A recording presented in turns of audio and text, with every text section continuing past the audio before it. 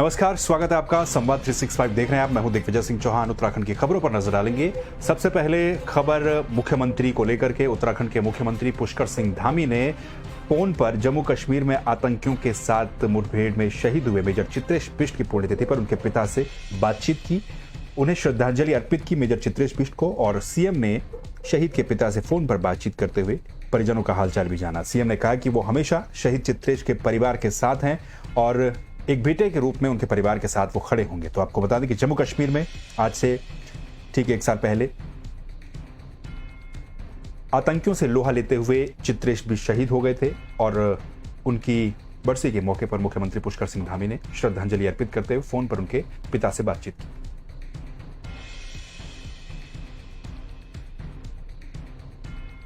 नमस्कार। ठीक हो?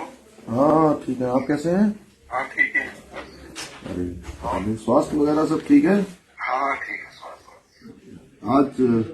आज चित्रेश का आज ही वो हुआ फिर है ना, आज सब लोग क्या करें हैं, भगवान उसको आत्मा शांति दे आप उसको, है ना। और उसने तो हम लोगों का सबका नाम ऊंचा किया है हमेशा। हम लोगों को जो है उसकी जब भी ऐसे दिन आएंगे तो पूरा उत्तराखंड पूरा हिंदुस्तान याद करता है उसको। और आप लोगों को भी बड़ा मन करना है हमेशा। और कैसे हैं? बस हाँ सब ठीक है। बाकी घर में सब ठीक है ना, माता जी वगैरह सब ठीक है ना? उत्तराखंड में विधानसभा के चुनाव संपन्न हो चुके हैं, वोटिंग संपन्न हो चुकी है, नतीजों का इंतजार लगातार किया जा रहा है। इसी बीच आपको बता दें कि कांग्रेस में मुख्यमंत्री कौन होगा इस बात को लेकर स्थिति क्लियर नहीं है, लेकिन इसी बीच हरीश रावत का एक बयान भी सामने आया है। मुख्यमंत्री के पद पर कौन विराजमान होगा, इन सब चर्चाओं के बीच पूर्व मुख्यमंत्री हरीश रावत का एक बयान सामने आया है जिससे सियासी गलियारों में हलचल मच गई है। हरीश रावत ने अपने बयान में कहा है कि या तो वो मुख्यमंत्री बन सकते हैं या फिर घर पर बैठ सकते हैं, इसके अलावा उनके पास तीसरा कोई विकल्प नहीं है।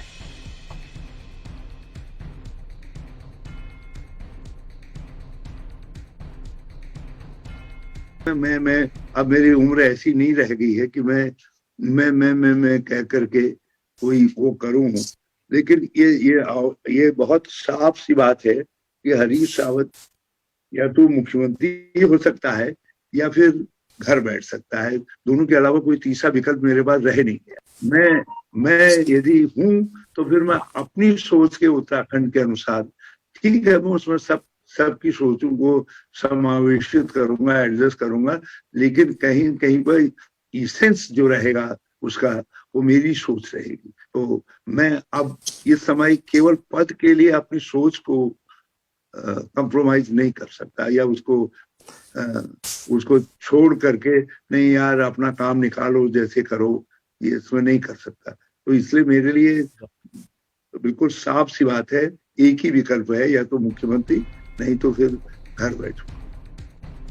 वहीं उत्तराखंड में मतदान निपटने के बाद भी गंगोत्री विधानसभा सीट से आम आदमी पार्टी के प्रत्याशी और आम आदमी पार्टी के उत्तराखंड में CM candidate colonel Ajay Kothiyal लगातार ग्रामीण इलाकों का दौरा कर रहे हैं। ग्रामीण क्षेत्रों में पहुंचकर सीएम पद के दावेदार आम आदमी पार्टी के और गंगोत्री से प्रत्याशी कर्नल अजय कोठियाल ने भटवाड़ी के दूरस्थ सालंग गांव में पहुंचकर लोगों की समस्याएं सुनी। अजय कोठियाल 5 किलोमीटर की खड़ी चढ़ाई चढ़कर गांव पहुंचे, जहां पर ग्रामीणों ने उनका स्वागत किया। कोठियाल ने कहा कि ग्रामीणों ने उनसे अपनी समस्याएं साझा की हैं और आत्मीयता के साथ उन्होंने वहां पर भोजन भी किया है। कर्नल अजय कोठियाल ने कहा है यदि वो सत्ता में आते हैं या फिर मुकाम पर पहुंचते हैं तो लोगों की समस्याओं का समाधान जरूर करेंगे।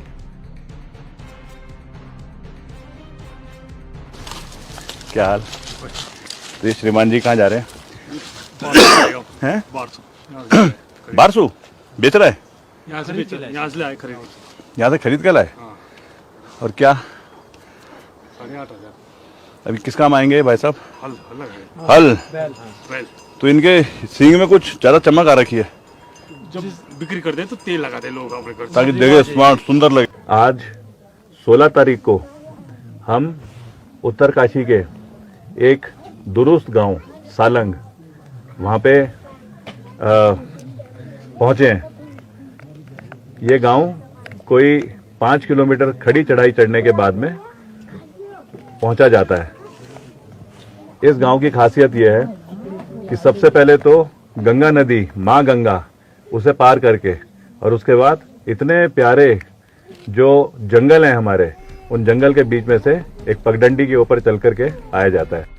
तो खड़ी चढ़ाई चढ़ने के बाद आम आदमी पार्टी के सीएम पद के कैंडिडेट लगातार गंगोत्री के तमाम गांवों का दौरा कर रहे हैं, तमाम गांवों में भ्रमण कर रहे हैं। इसी बीच अगली खबर का रुख कर लेते हैं, जहां एक तरफ उत्तराखंड में धूप खिलने से मौसम में थोड़ी सी गर्माहट महसूस की जा रही है, तो वहीं दूसरी तरफ ऐसा भी वीडियो सामने आया है जिसमें कि आईटीबीपी के जवान माइनस तापमान में भी और बर्फ में कंधे पर हथियार और हाथ पर डंडा लेकर बर्फ की मोटी चादर पर आगे बढ़ते हुए नजर आ रहे हैं। जवानों का वीडियो सामने आया है जिसे देखने के बाद हर कोई इन जवानों के साहस को सलाम कर रहा है।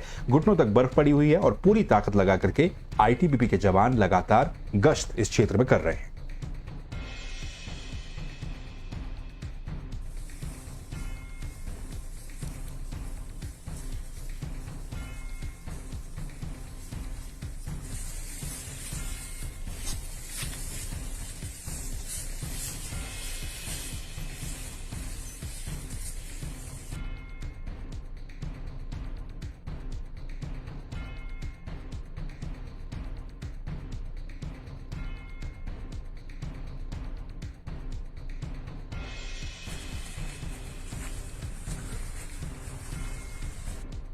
हरिद्वार के गुरुकुल कांगड़ी विश्वविद्यालय में एक कार्यक्रम का आयोजन आने वाले कुछ समय में किया जाएगा।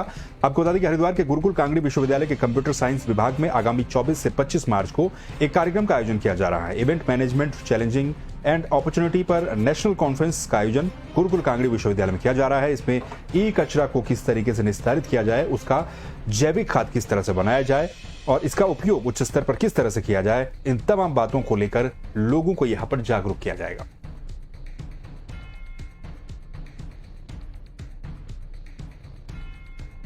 कांगड़ी विश्वविद्यालय के कंप्यूटर साइंस डिपार्टमेंट में 24 और 25 मार्च को e waste management challenges and opportunity विषय पे एक नेशनल कॉन्फ्रेंस का आयोजन किया जा रहा है, जिसके अंदर ई वेस्ट को, जिसे हम ई कचरा भी कहते हैं, इलेक्ट्रॉनिक कचरा कहते हैं, इसके निस्तारीकरण और इस कचरे से किस प्रकार से रोजगार जैसे अवसर तलाशे जा सकते हैं, इस विषय पर उत्तराखंड सरकार के उपक्रम यूकोस्ट द्वारा अनुदान प्राप्त हुआ जिसको कराने के लिए, और इसके अंदर इस ई कचरा, ई वेस्ट से रिलेटेड जितने भी राष्ट्रीय स्तर पर उद्योग हैं, इंडस्ट्रीज़ हैं जो ई कचरे से बाई प्रोडक्ट बना रहे हैं और किस प्रकार से शोध के क्षेत्र में ई कचरे का हम प्रयोग कर सकते हैं।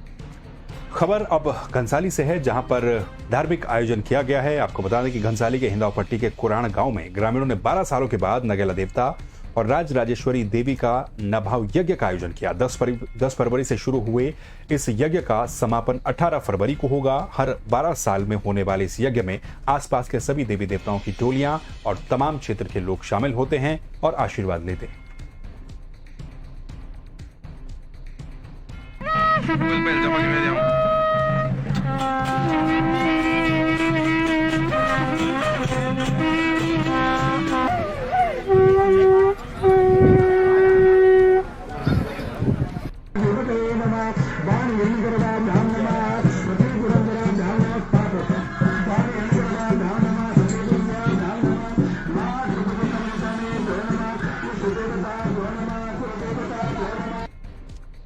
वहीं अब खबर हल्द्वानी से है। हल्द्वानी में बीजेपी के महामंत्री सुरेश भट्ट ने पत्रकार वार्ता का आयोजन किया। बीजेपी कार्यालय में पत्रकार वार्ता करते हुए उन्होंने कहा कि उत्तराखंड का लोकतंत्र का पर्व समाप्त हो चुका है और इस पर्व को सफल बनाने के लिए हर कार्यकर्ता की अहम भूमिका रही है। उन्होंने प्रदेश की जनता का और अपने कार्यकर्ताओं का आभार व्यक्त किया है। साथ ही उन्होंने कहा कि 10 मार्च को भारतीय जनता पार्टी की सरकार उत्तराखंड में पूर्ण बहुमत से बनने जा रही है। और उस किसी भी राजनीतिक दल में चुनाव संपन्न करने के लिए, विशेषकर भारतीय जनता पार्टी में नीचे तक, बूथ तक के कार्यकर्ता की महत्वपूर्ण भूमिका होती है। मैं आज आप सबके माध्यम से उन सब कार्यकर्ताओं को, समर्थकों को, उन सबको का आभार प्रकट करना चाहता हूं जिन्होंने विगत लगभग 1 महीने में अथक परिश्रम किया है, जिन्होंने भारतीय जनता पार्टी को पुनः सत्ता में लाने के लिए, भारतीय जनता पार्टी के प्रत्याशियों को जिताने के दिन रात अथक परिश्रम किया है, ऐसे सब कार्यकर्ताओं का बहुत बहुत धन्यवाद। तो उत्तराखंड की खबरों में फिलहाल के लिए बस इतना ही। बाकी खबरों के लिए आप लगातार सब्सक्राइब कर लीजिए संवाद 365 को। देखते रहिए संवाद 365। नमस्कार।